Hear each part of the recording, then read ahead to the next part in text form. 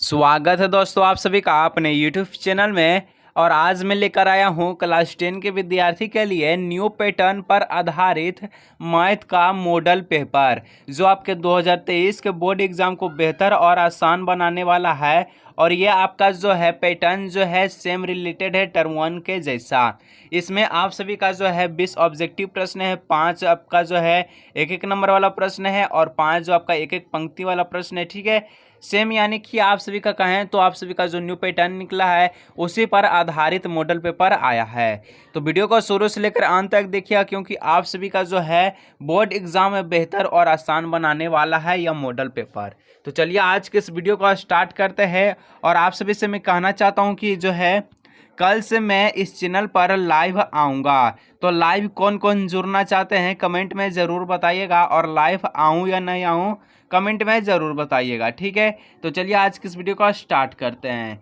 तो सबसे पहला जो प्रश्न आपका है कि 225 को अभाज्य गुणनखंडों के गुणनफल के रूप में लिखा जाता है। ठीक है, 225 को, तो यहाँ पर हम लोग देखिए 225 को अभाज्य गुणनखंड निकालते हैं तो कितना निकलेगा। ठीक है, यहाँ पर जो है 2 से नहीं जाएगा, 3 से जाएगा, 3 से 21 हो जाएगा, 3 5 15। ठीक है, फिर हम लोग यहाँ 3 से लगाएंगे तो यहाँ पर जो है 3 दूना 6, 3 5 15। अब यहाँ 5 से लगेगा तो 5 से कम 5 5 25 और 5 से 5 कम 5, यानी जो है 2 बार 3 आया है, 2 बार 5 आया है। तो 225 का अभाज्य गुणनखंड कितना है, 2 बार 3 है, 2 बार 5 है, यानी ए ऑप्शन जो आपका राइट हो जाए। ठीक है, तो देखिए आज की इस वीडियो से बहुत ही ज़्यादा आप सभी का जो हेल्प होने वाला है 2023 के बोर्ड एग्जाम को। ठीक है, तो वीडियो को शुरू से लेकर अंत तक जरूर देखिएगा और हर एक प्रश्न को कॉपी पे नोट करिएगा। और नेक्स्ट प्रश्न है आप सभी का 2 नंबर 130 तथा 420 का महत्तम समर्पत 10 दिया गया है। 130 तथा 420 का लघुत्तम समर्पत ज्ञात कीजिए। यानी कि यहाँ पर HCF की बात हो रहा है। ठीक है, महत्तम मतलब होता है HCF दिया गया 10, लघुत्तम मतलब होता है LCM। तो LCM हम सभी को निकालना है और ये जो प्रश्न है बहुत ही ज़्यादा VVI प्रश्न है। ठीक है, यानी कि वेरी वेरी इंपॉर्टेंट प्रश्न है, इसको कॉपी पे ज़रूर नोट कीजिएगा। तो चलिए इसको हम लोग सॉल्व करते हैं। तो आप सभी को पता होगा कि जब दो संख्याओं दिया गया है तो इसका जो गुणनफल है इसका जो है HCF और LCM का बराबर होता है। तो इसको किस प्रकार से हम लोग बनाएंगे, तो यहाँ पर 130 गुने 420 बराबर क्या होता है, तो HCF गुना LCM। ठीक है, तो LCM हम सभी को निकालना है और HCF जो आपका कितना दिया गया है, 10 दिया गया है। ठीक है, तो 10 दिया गया है तो LCM बराबर आप सभी का हो जाएगा यहाँ पर 130 गुने 420 और बट्टा में हो जाएगा 10। ठीक है, तो यहाँ से काट दीजिए, 1 0 से 1 0 चल गया, तो यहाँ पर आप सभी का आया 130 गुने 42। ठीक है, तो ये आपका जो है इसको गुना कीजिएगा, आप सभी का आंसर आ जाएगा।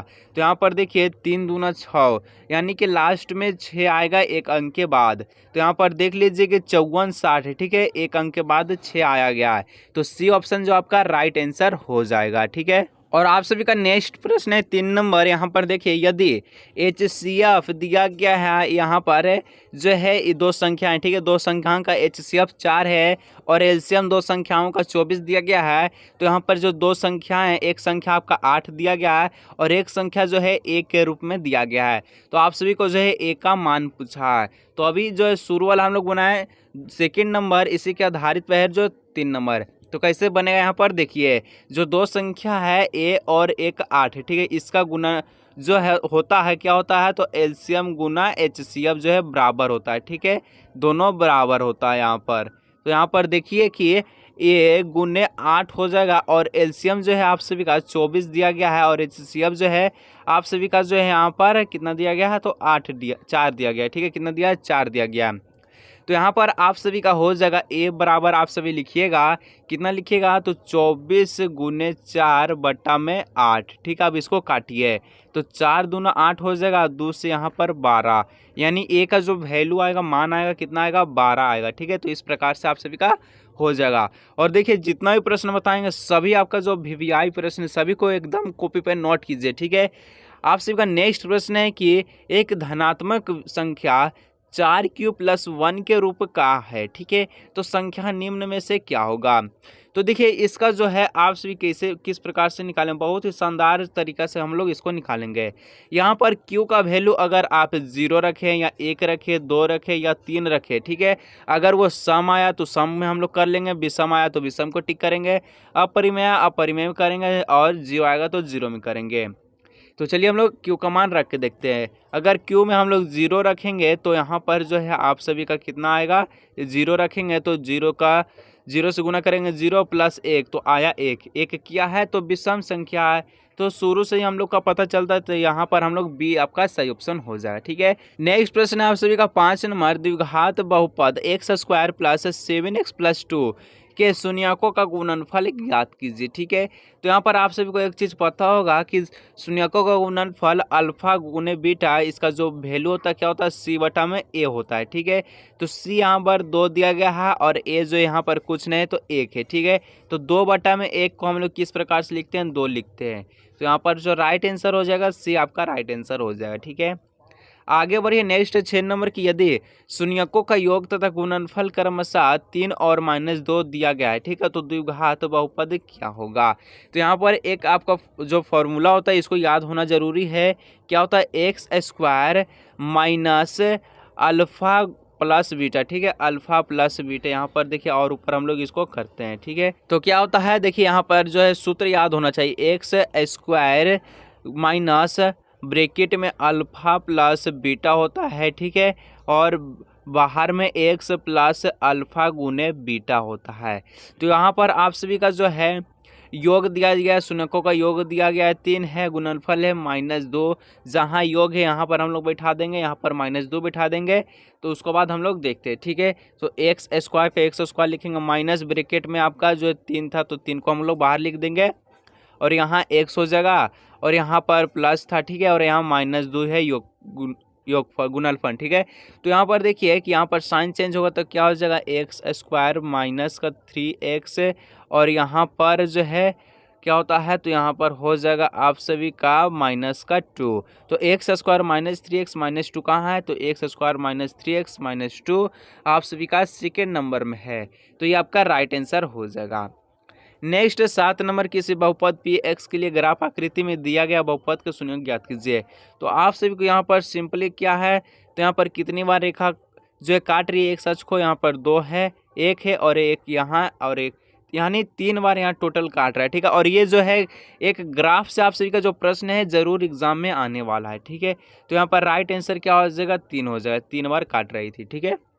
नेक्स्ट है आप सभी का समीकरण युग में 2x + 3y plus 4 = 0, 4x - 5x 5y + 6 = 0। तो इसका जो हल है क्या होगा, तो चलिए हम लोग इसको देखते हैं।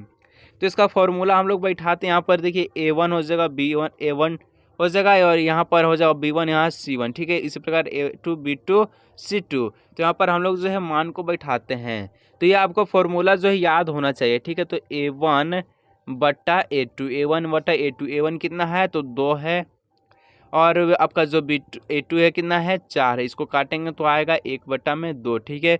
उसी प्रकार हम लोग b1 बटा b2 देखते हैं, तो यहाँ पर जो b1 जो है 3 है और यहाँ पर -5 है, तो यानी कहने का मतलब है -3/5 और यहाँ पर 1/2 और -3/5 जो है बराबर नहीं है, यानी a1 बटा a2 not equal to b1 बटा b2। तो इस केस में जो है क्या होता है, तो प्रतिच्छेदी होता है, यानी कहने का मतलब है सिर्फ और सिर्फ एक हल होता है। तो इसको हम लोग क्या लिखेंगे, अद्वितीय हल होगा, ठीक है, यानी एक हल होगा।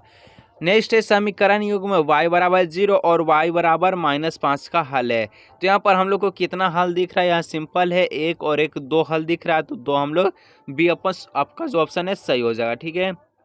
नेक्स्ट है आप सभी का 10 नंबर समीकरण 6x - 2y + 9 = 0, ठीक है। तो 3x - y + 12 = 0 के द्वारा निरूपित रेखाएं हैं। तो उसी प्रकार से हम लोग यहाँ पर करेंगे, क्या करेंगे, तो यहाँ पर देख लीजिए, उसी प्रकार से a1 a2 और b1 b2 निकालते हैं, ठीक है। a1 हो गया, b1 हो गया और यहाँ c1 हो गया, इसी प्रकार a2 b2 और c2।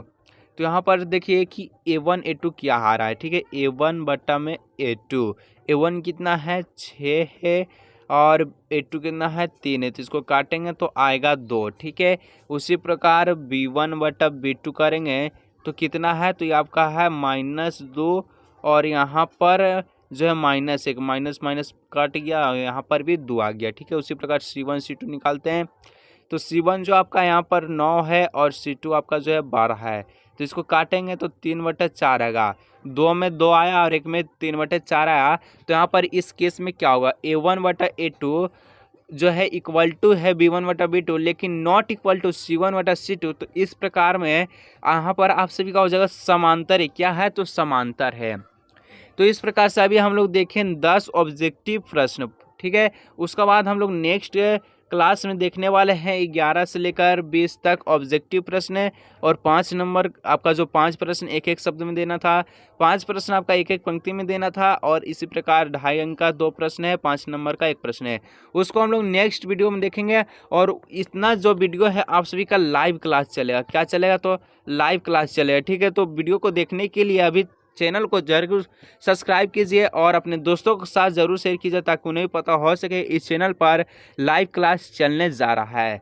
तो चलिए हम लोग मिलेंगे अगले नेक्स्ट वीडियो में।